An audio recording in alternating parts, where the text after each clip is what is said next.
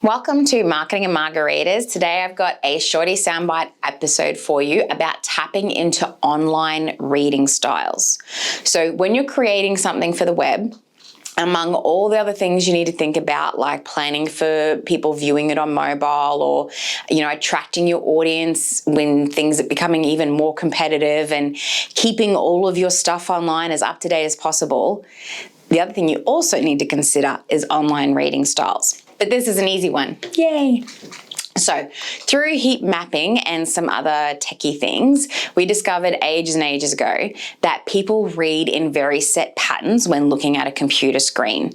This has become so ingrained in us that we often read things like, say, a hard copy magazine in these same patterns as well, because we truly are creatures of habit. So those patterns are a C. So I'm going to try and do this backwards for you in the video. C, so we scan along the top, we scan down the side, and then we scan along the bottom. Or an F, we scan along the top, we come down a bit, we scan out a little bit, we go scan down again, and that's it.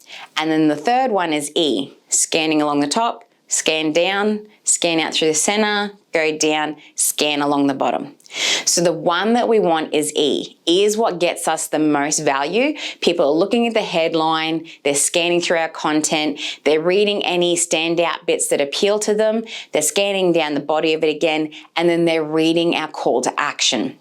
That one down the bottom, because that's what we should always be ending on, is a call to action. So that E pattern, that's what we want. But you have to earn it. So how do we achieve this? You need to optimize whatever you're doing for online reading styles.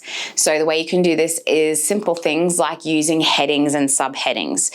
So, having an actual clear heading at the top of text and then employing subheadings that not only break it up visually, but also guide the reader through the content. Bullet points and lists are also very useful. So if something's written out in a paragraph, then someone might only skim through it, or they might just leave it totally. Whereas if you've got it in some succinct bullet points or a list of things, that again breaks it up and makes this easy through to scan content.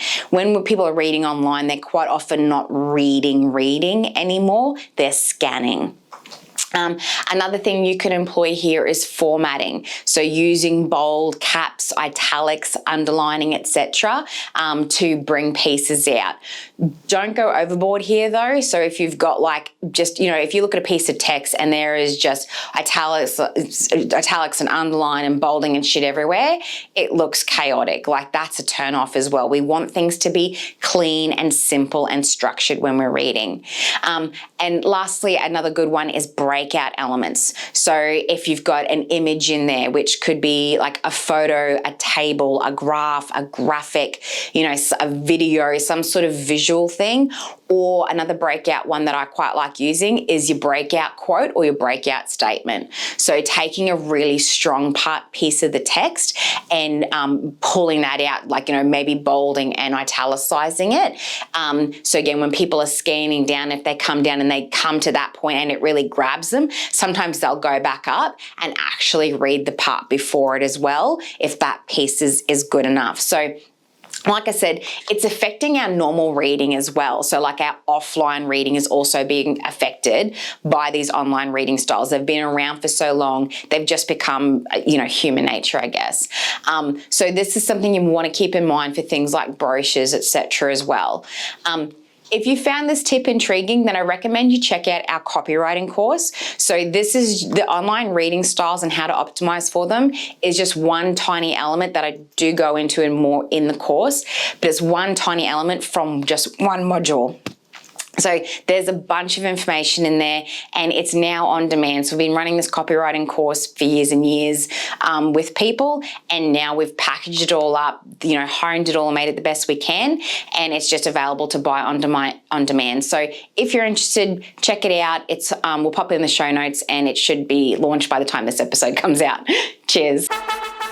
Thanks for listening to this episode of Marketing and Margaritas. Find more free marketing tips, tricks and laughs at rebelnation.com.au.